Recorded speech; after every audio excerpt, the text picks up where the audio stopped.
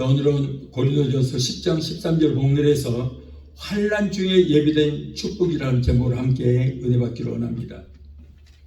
찬송가 549장, 옛날 찬송 431장에 여러분 아마 잘 아실 것입니다. 내 주의 뜻대로 행하시옵소서. 이 찬송을 작곡하신 분은 독일의 벤자민 슈멀크라고 하는 루터교 목사님입니다. 당시에는 30년 동안의 긴 전쟁으로 인해서 독일은 다 폐허가 되고 흑사병까지 돌아서 독일 인구가 1600만에서 600만으로 1000만 명이나 줄어드는 그런 엄청난 전쟁으로 득세한 가톨릭의 세력은 더욱더 기독교를 탄압하고 있었습니다. 그런 중에 1704년 어느 날 슈멀크 목사가 부인과 함께 먼 곳에 있는 병든 교인을 신방을 하게 되었습니다. 신방을 마치고 돌아서 보니까 교인은 불타버렸어요. 사택도 불타버리고, 그리고 어린 아들, 딸들이 서로 끌어 안은 채 불에 타서 죽어 있었던 것입니다. 그 엄청난 사건 앞에서 그는 몸부림치며 아이를 붙들고 울면서 하나님 앞에 간절히 기도했어요. 그 기도에서 이 찬송가 가사 내용이 나온 것입니다. 기도의 내용을 찬송가 가사로 붙여서 오늘날 우리가 하나님 앞에 이 찬송으로 올려드리고 있습니다. 내 주여 뜻대로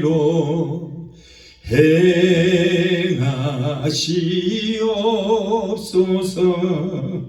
내 모든 일들을 다 주께 맡기고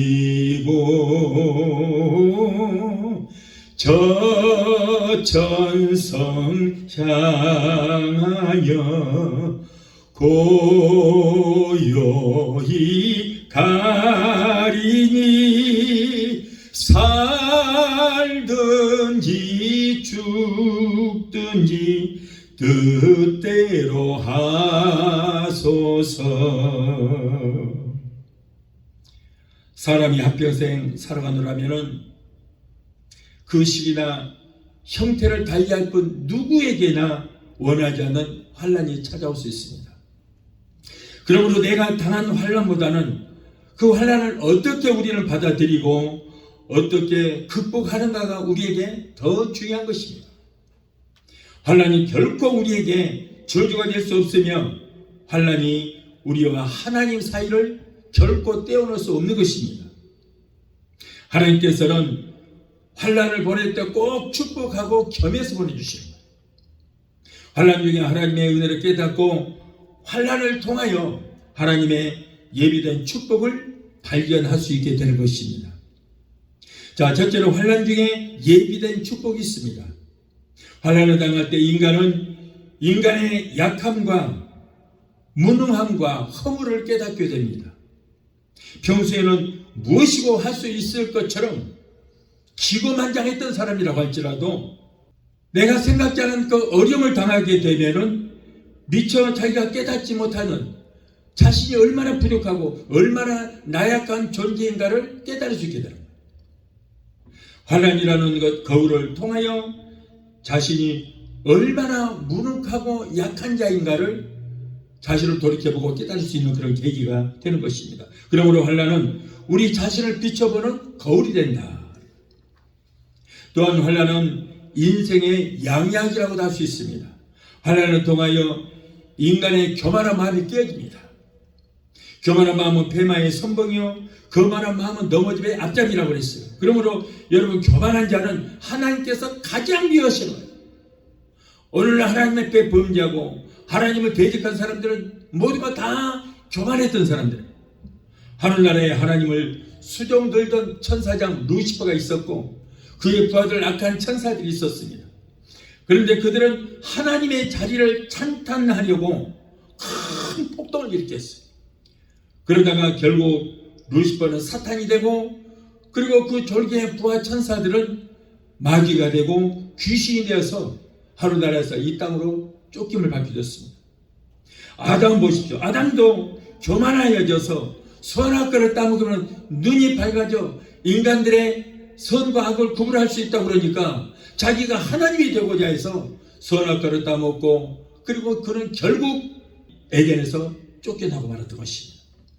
이렇게 교만이라는 무서운 거예요. 이렇게 교만한 인간을 파멸로 몰아넣는 함정이 되기도 하고, 그러므로 이 교만이라는 것을 하나님이 가장 미워하시는 거예요. 여러분, 인간은 돈과 명예와 권력을 가지면 자신도 모르게 교만해져서 하나님이 어디 있어? 하나님 있어도 필요 없어. 내 힘으로 얼마든지 살 수 있다고 그러면서 남을 없이 여기고 남을 무시합니다.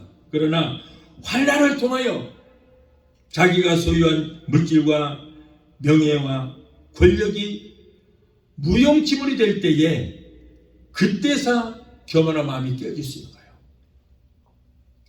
자신이 나약한 인간을 깨달았을 때 그때서 비로소 겸손해지게 되는 것입니다. 이렇게 어려운 일을 당할 때 하나님 앞으로 나와서 자신의 죄를 숨기지 않고 낱낱이 고백하게 되며 인간의 힘으로 해결할 수 없는 일을 당할 때 그때야 두 손 들고 주님 앞에 나서 무릎 꿇고 간구할 수 있게 되는 것입니다.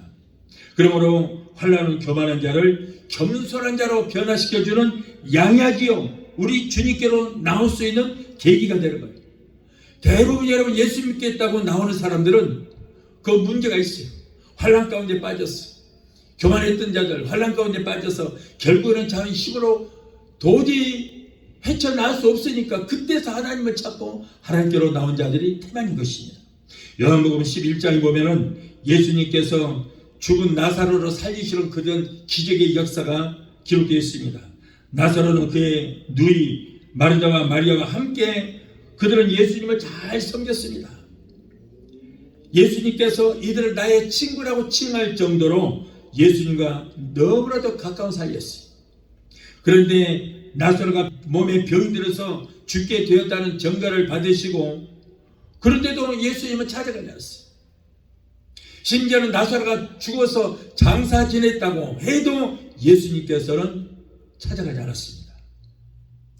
그런데 이제 나사로가 죽은 지 나흘이나 되었다라는 그 전가를 받으니까 그때서 죽은 나사로를 찾아가신 거예요. 그러니 평소에 오누이처럼 지냈던 이 마리아와 마르다가 얼마나 섭섭했겠습니까? 나사로의 누이들은 주님 조금만 일찍 오셨더라면 오라비가 죽지 않았을 텐데 왜 이렇게 늦게 오셨습니까? 라고 원망했습니다. 그럴만도 합니다. 아니 죽지 않고 병들어 지금 고통을 당하고 있을 때 와서 고쳐주셨더라면 얼마나 좋았겠어요. 그런데 그러지 않았어요. 그리고 그들은 예수님 어제만 오셨더라도 우리 오빠의 오라비의 영혼이 떠나지 않고 능히 살릴 수가 있었을 텐데 이제 죽은 지 나흘이나 됐으니 이제 오시면 무슨 소용이 있습니까?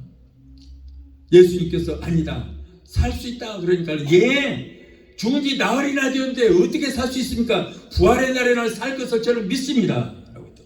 저 이스라엘에서는 사람이 죽으면은 사흘 동안은 죽은 자리에 그 자리에 그 영혼이 머물러 있다고 생각했던 거예요. 그리고 사흘 지나고 나흘이 되면 그 영혼이 거기서 떠난다, 이렇게 믿고 있었어요. 우리도 이런 운전하고 가다 보면, 미국에도 그렇잖아요. 미국에서도 운전하고 가다 보면은 어느 곳에 십자가가 놓여 있고 그리고 꽃이 한 다발에 놓여 있는 것을 여러분 많이 봤을 것입니다. 거기서 교통사고로 죽었던 어쨌든 그 자리에서 사람이 죽은 거예요. 죽으니까 한 3일 동안 영원히 그곳에 머물러 있다고 생각하고 거기다가 그런 장식을 해놓습니다. 자, 유럽에도 그런 풍습이 있어요. 이스라엘에도 그런 풍습이 있기 때문에 어제가 사흘이기 때문에 어제만 오셨더라도 우리 오라비를 살릴 수 있었을 텐데 이제는 나흘이나 됐기 때문에 그 영혼이 떠나버렸다. 그러므로 이제는 소용없다. 이제 오시면 어떡합니까? 원망했던 거예요.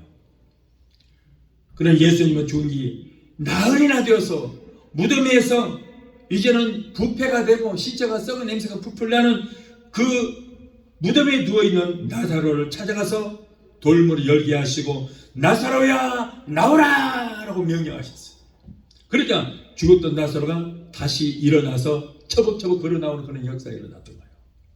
그래서 나사로로 인하여 성경에 보면 많은 유대인들이 예수님을 믿게 되었다라고 기록하고 있습니다. 자, 그러면 예수님은 이렇게 왜 나흘이나, 나사로가 죽은 지 나흘이나 되어서 그렇게 늦게 찾아오신 이유가 무엇이었을까? 왜 그렇게 늦게 찾아오셨을까?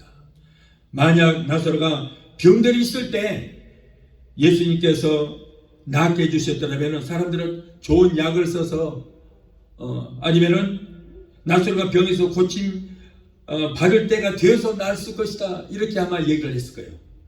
또한 나사로가 죽자마자 오셔서 살려주셨더라면 사람들은 나사로가 기절해 있다가 시원한 동굴 속에 무덤에 들어가니까 그러니까 깨어났을 것이다, 아마 이렇게 어거지를 부렸을 것입니다.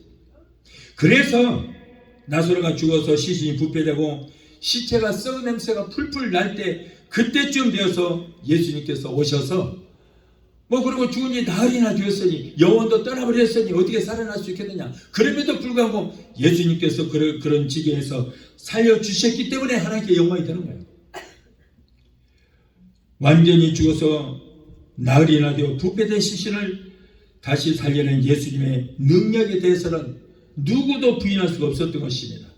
만일 죽기 전에 오셨던가 죽자마자 오셔서 살려주셨더라면 하나님의 영광이 드러나지 않았을 것입니다.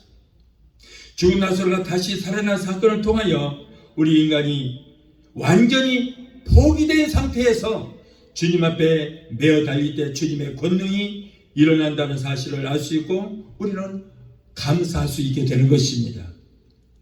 오늘날 많은 사람들이 이제 견딜 만큼, 견딜 정도로 환난이 찾아오게 되면은 사람들은 하나님을 찾지 않습니다. 기도도 하지 않습니다. 이 정도야 내 힘으로 얼마든지 해결할 수 있지라고 합니다.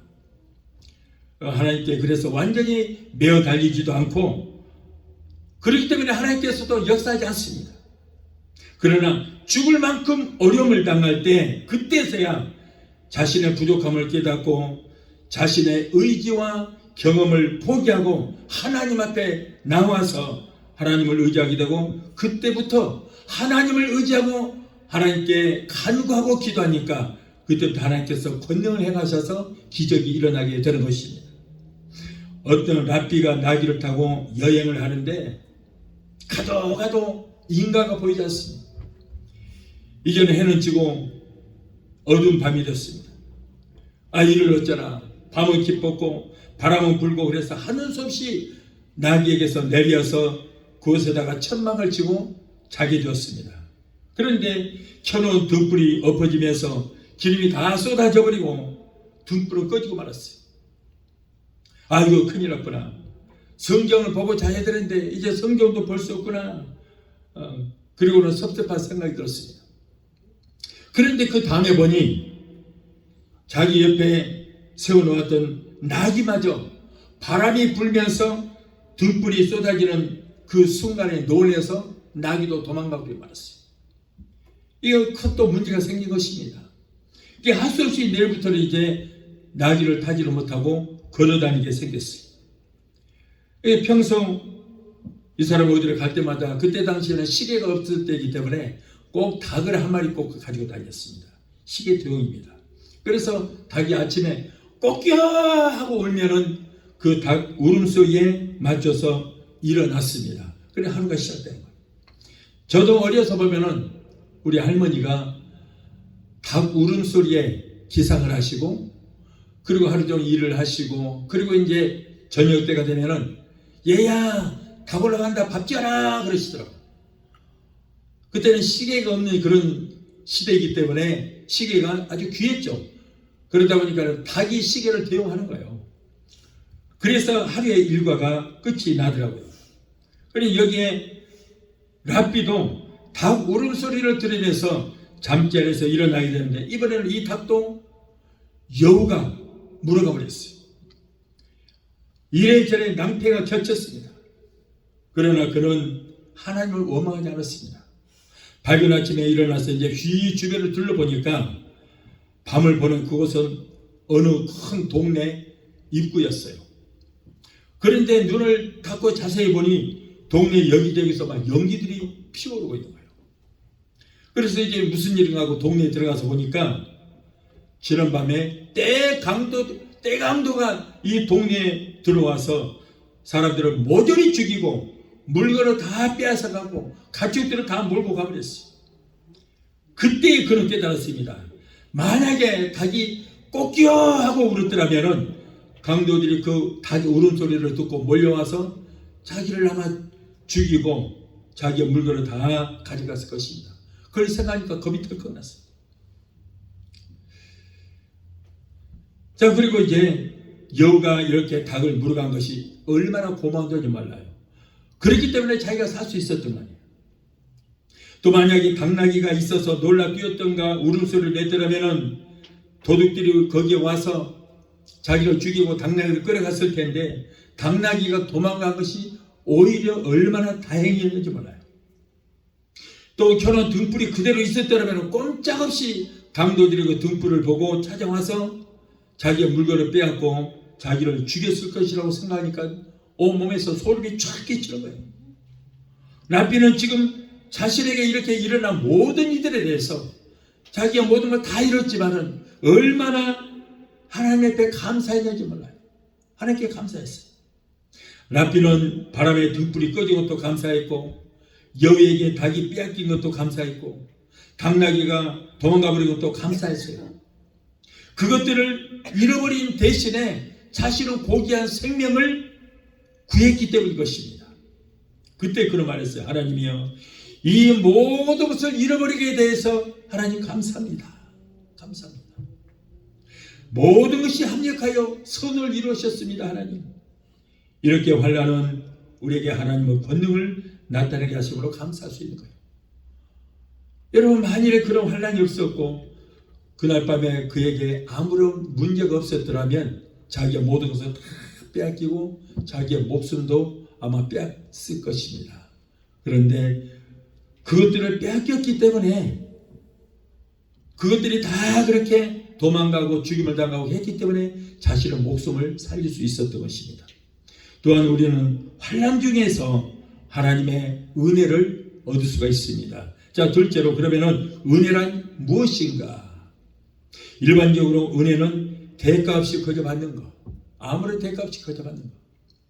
해와 달과 별은 누구에게나 예수 믿는 사람이나 믿지 않는 사람 똑같이 골고루 다 비춰줍니다. 물과 공기도 아무런 대가 없이 누구에게나 다 공평하게 줍니다. 마음껏 공평하게 다 쓸 수 있습니다. 우리에게 주시는 사계절과 모든 자연도 대가 없이 골고루 다 누리며 삽니다. 이러한 것들은 우리에게 주시는 일반적인 은혜다. 일반적인 은혜. 그러나 우리에게 주시는 특별한 은혜가 있습니다. 그것은 예수 그리스도를 믿음으로써 죄사함을 받고 우리의 영혼이 구원받고 하나님의 아들 딸들이 되고 그리고 성령 받고 천국을 유업으로 상속받아서 영원히 살 수 있게 해주시는 것, 이것이 특별한 은혜라는 거예요. 이것은 예수 믿는 자에게, 예수 믿고 구원받은 자에게만 주시는 특별한 은혜인 것입니다. 로마서 4장 6절 7절을 보면은 일한 것이 없이 하나님께 의로 여기심을 받는 사람의 행복에 대하여 다윗의 말한 바 그 불법을 사하심을 받고 그 죄를 가리우심을 받는 자는 복이 있다. 저와 여러분들은 모든 불법과 모든 부정한 것들 다 예수 피로 다 씻음을 받았고 그리고 우리는 하나님의 자녀가 되고 천국 백성이 됐으니 얼마나 감사한 일인지 모릅니다. 우리의 죗값을 물어주시기 위해서 대신 죽으신 예수님을 구주로 영접할 때 우리는 무수한 불법을 용서함을 받고 특별한 은혜를 받게 되는 것입니다. 이 은혜는 여러분 우리만이 받을 수 있는 거예요. 세상 사람들이 받을 수 없는 것입니다. 그래서 특별한 은혜다. 죄의 회개는 두 가지 형태로 되어 있습니다. 계시록 3장 19절에 나오는 너희는 회개하라. 자, 여기에서의 회개는 메타노에손이라고 하는데 이 명령형은 과거형, 즉 원죄를 회개하라. 원죄를 회개하라. 이 명령형입니다. 또 마태복음 4장 17절에 나오는 너희는 회개하라. 여기에서 회개는 메타노에이테라고 하는데 이것은 현재 명령형으로서 자범죄를 회개하라 하는 거예요. 자범죄를 회개하라. 이렇게 말씀에 의지하여 회개하면 히브리서 10장 16절로 21절에 보면 그날 후로는 그랬어요. 그날 후로는. 그러면 그날 언제입니까? 우리가 예수 그리스도를 영접하고 회개한 후로는 저희 죄와 저희 불법을 내가 다시는 기억하지 않겠다. 그러니까 우리가 예수 믿고 예수님 영접하고 예수 믿고 회개한 그 후에 지은 모든 죄 우리가 회개만 하면은 우리의 죄와 불법을 전혀 기억지도 않겠다. 요한 1서 1장 9절에 만일 우리가 우리 죄를 자백하면 회개하면 저는 미쁘시고 의로우사 우리 죄를 사하시며 모든 불의에서 우리를 깨끗게 하실 것이요 라고 했습니다. 사도행전 8장 22절에 그러므로 너의 약함을 회개하고 주께 기도하라. 혹 마음에 품은 것을 사하여 주시리라. 우리가 아무리 약한 죄를 지었을지라도 우리의 죄를 대속하시기 위해서 십자가에 달리시고 피 흘리신 그 예수를 믿고 예수님의 보혈을 의지해서 우리가 회개하기만 하면 우리의 모든 불법과 우리의 죄와 허물을 기억지도 아니하시겠다. 그리고 우리의 모든 죄를 자백하면 모든 불의에서 우리를 깨끗게 해주실 것이다 라고 말씀합니다. 어떤 분들은 하나님께 아무리 회개해도 우리는 죽을 수밖에 없는 죄인이라고 말하는 사람이 있습니다.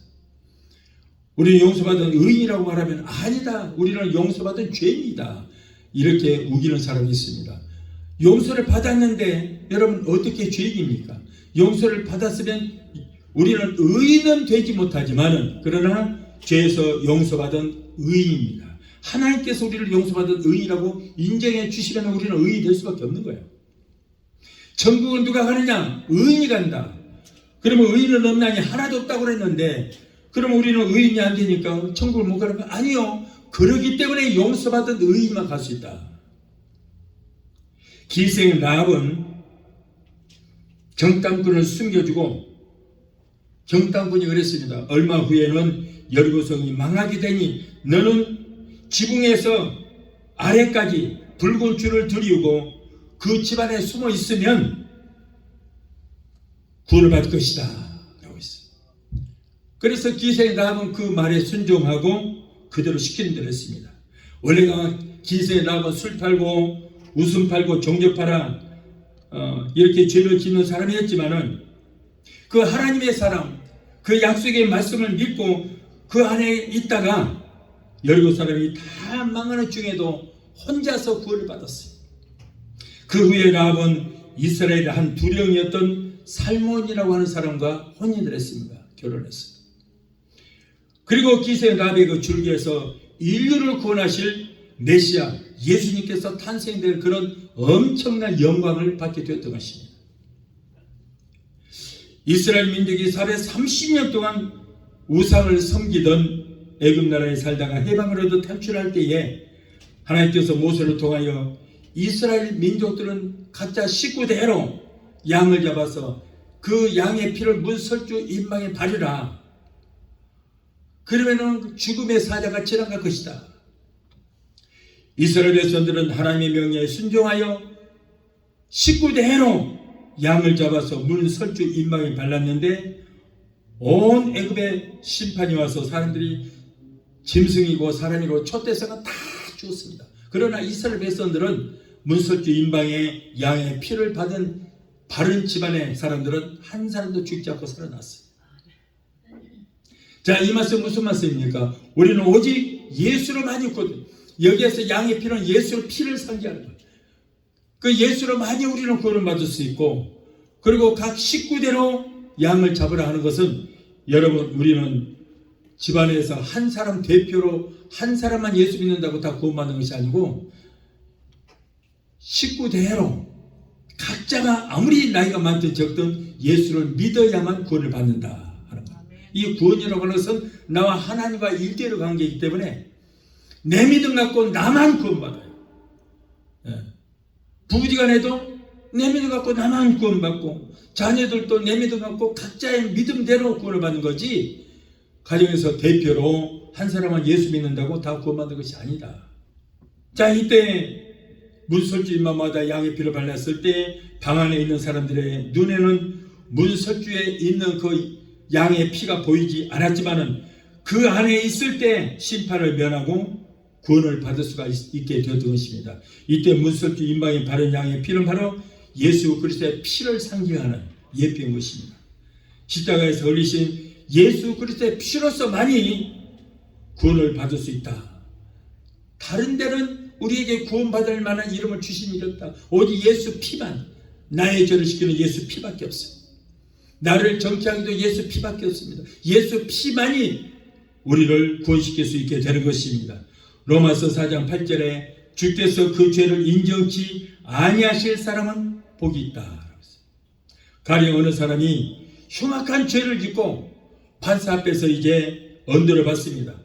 그런데 사형 언도를 내리는 중에 갑자기 이 사람이 죽었다고 한다면 이 사람은 사형 언도가 효력을 잃게 되는 거예요. 이미 죽은 사람에게 사형 언도를 내려봤자 무슨 소용이 있겠습니까? 죽은 사람을 다시 죽일 수도 없는 것입니다. 이처럼 예수님께서 나의 죄값을 대신 물어주시기 위해서 십자가 위에서 나 대신 죽어주시고 부활하심으로 우리의 죄값을 모두 다 청산해 주셨기 때문에 이제는 누가 우리를 죄인이라고 정죄할 수 없는 거예요. 예수님께서 우리의 죄를 담당하시고 죽어주셨어요.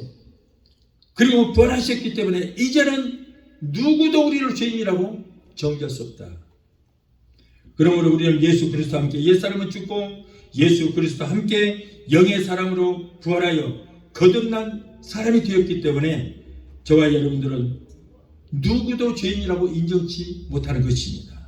우리는 예수 피로 말미암아 용서받은 의인이 되었습니다. 로마서 4장 25절에 예수는 우리 범죄함을 위하여 내어줌이 되었고 죽음의 자리에 내어줌이 되었고 또한 우리를 의롭다 하심을 위하여 살아나셨느니라. 그래서 우리는 의인이 되었어요. 예수님이 우리의 죄 때문에 우리를 대신하여 죽으실 자리에 내어줌이 되었고 우리를 의롭다 하심을 위하여 살아나셨으므로 예수 그리스도를 믿는 저와 여러분은 하나님께서 의롭다고 여겨주시고 하나님께서 우리를 의롭다고 선포하심으로 우리를 칭의가 이루어지게 되는 것입니다. 이것이 바로 예수 그리스도의 십자가 보혈을 믿는 사람에게 주시는 엄청난 은혜요 축복인 것입니다. 이러한 은혜는 예수 믿는 사람에게만 주어지는 특별한 은혜다. 인간은 모두가 불법자이고 죄의 값은 사망이므로 지옥에 갈 수밖에 없었던데 하나님께서 당신의 형상대로 죄받은 인간들이 모두가 다 지옥 가는 것을 보고 너무 마음이 아프셨어요. 그렇다고 죄인들을 그냥 아무런 대가 없이 다 용서해 주시고 지옥을 없애버리자니 우주의 질서는 무너지고 무법천지가 되어서 하나님의 공의가 무너지게 될 것입니다.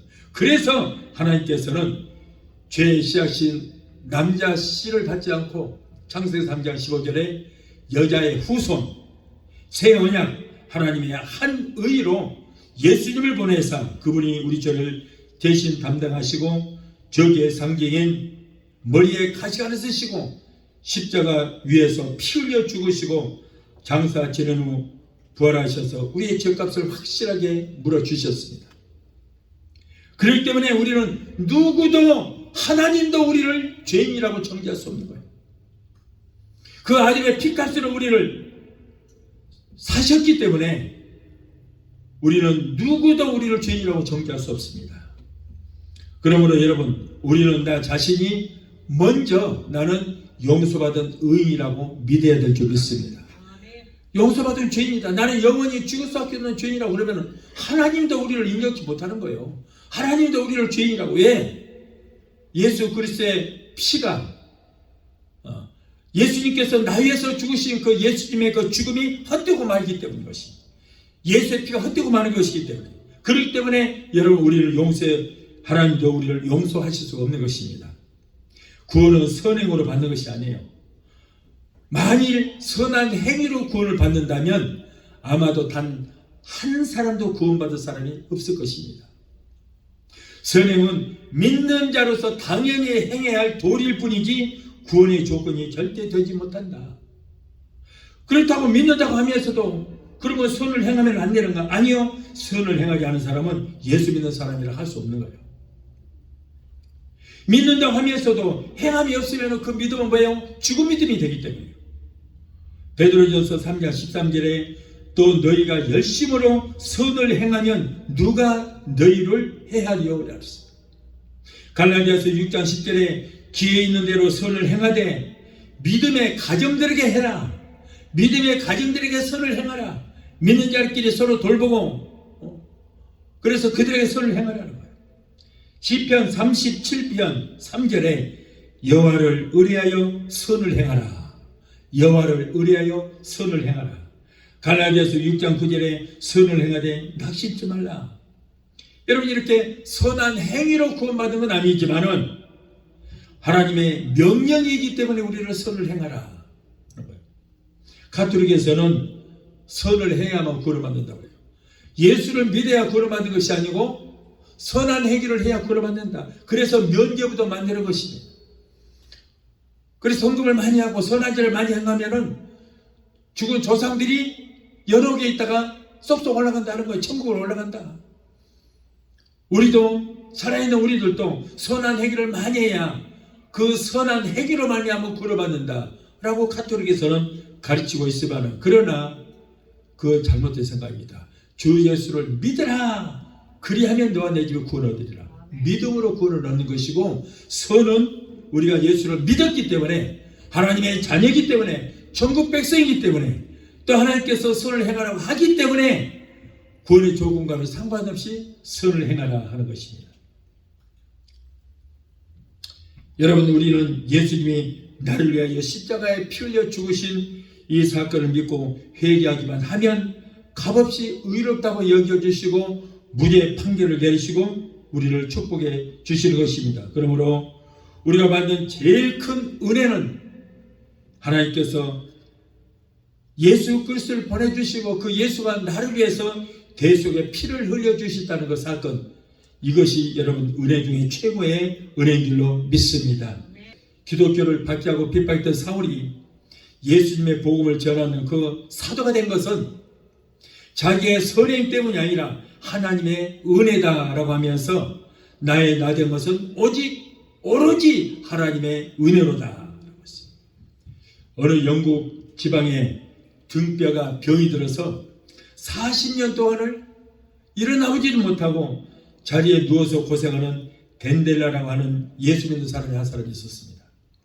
그는 신앙이 너무 좋아서 냄새가 나고 아주 굉장히 공기도 안 좋지만 그 방에 들어간 사람마다 모두가 다 하는 소리가 마치 천국에 들어온 것 같다라고 고백하는 거예요. 당시 미국의 유명한 무디 선생이 영국의 큰 부흥회를 인도하는 중에 덴데라의 소문을 듣고 바쁜 일과 중에서도 신앙교훈 덴데라를 만나봐야 되겠다고 하고 교인의 그 안내로 찾아갔습니다. 냄새가 나는 그 덴데라 방에 들어가서 환자를 위해서 간절히 기도했어요.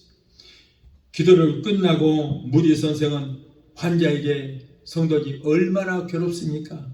얼마나 고통스럽습니까? 라고 했더니 그때 덴데라는 얼굴에 부드러운 미소를 풍기면서 말합니다. 괜찮습니다. 예수님께서는 나를 위해서 죽기까지 하지 않았습니까? 나를 위해서 채찍에 맞기까지 했지 않습니까? 나는 예수님의 은혜로 구원받아서 천국 가게 됐으니 얼마나 감사한 일입니까? 나는 그냥 그저 감사합니다 라고 고백했다는 거예요. 무디 선생은 덴데라의 방에 나서면서 큰 소리로 나는 오늘 천국을 맛봤다 라고 외쳤어요. 믿는 사람은 어떠한 환경에서라도 좌절하지 않고 담대하게 살아나가야 할 것입니다. 사랑하는 성도들, 환난은 우리에게 축복으로 돌아옵니다. 환난을 당할 때 눈앞에 보이는 환난보다는 그 안에 숨겨진 하나님의 뜻을 찾아내고 인생의 약함과 교만을 고백하고 주님을 찾아갈 때에 환난을 축복으로 바꿔주는 역사가 일어나게 될 줄로 믿습니다. 환난을 통해 좌절하고 절망하는 것은 절대 주님의 뜻이 아닙니다. 환난을 통해 자신을 돌이켜보고 교만한 마음을 깨뜨려 겸손한 심령으로 주님을 찾아갈 때 주님께서는 우리에게 환난을 이길 만한 힘을 주시고 그리고 문제도 해결해 주시게 될 줄로 믿습니다. 우리가 찬양 한 곡 하시고 기도하시겠습니다.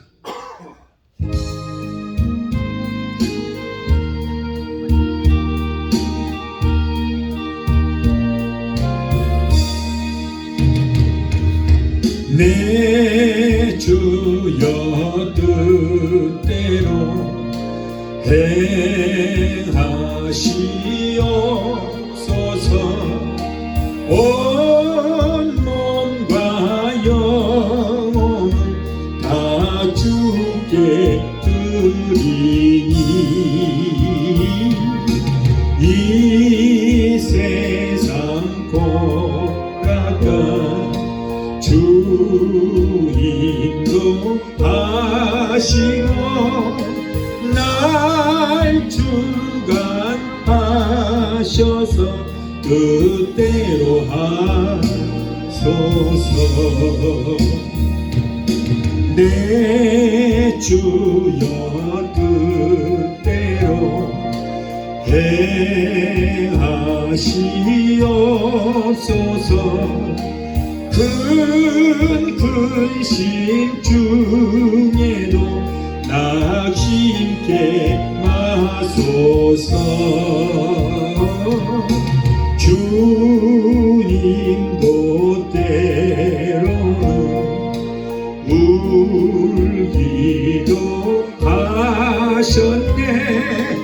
날 주관하셔서 뜻대로 하소서. 내 주여 뜻대로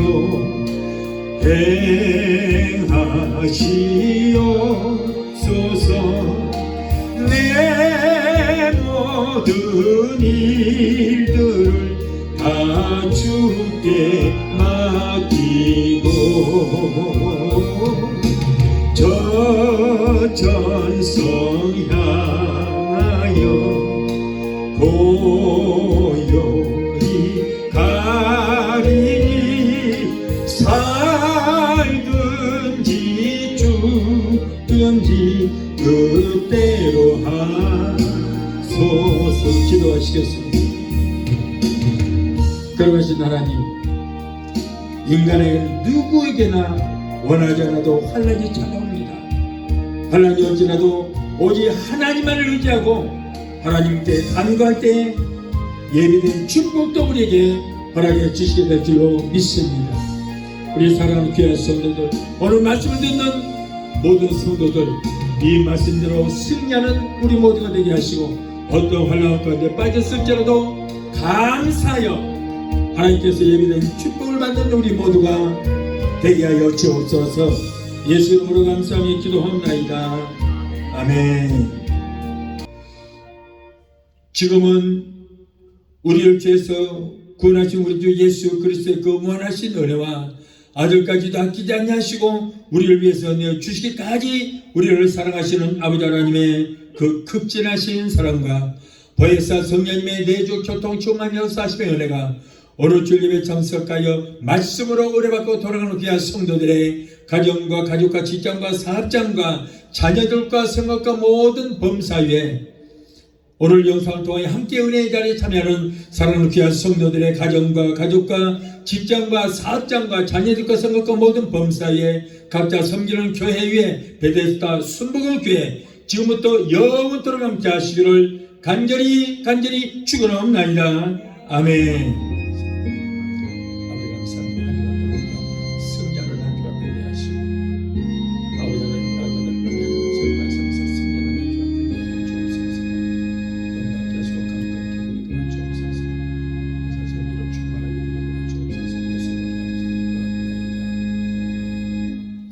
할렐루야.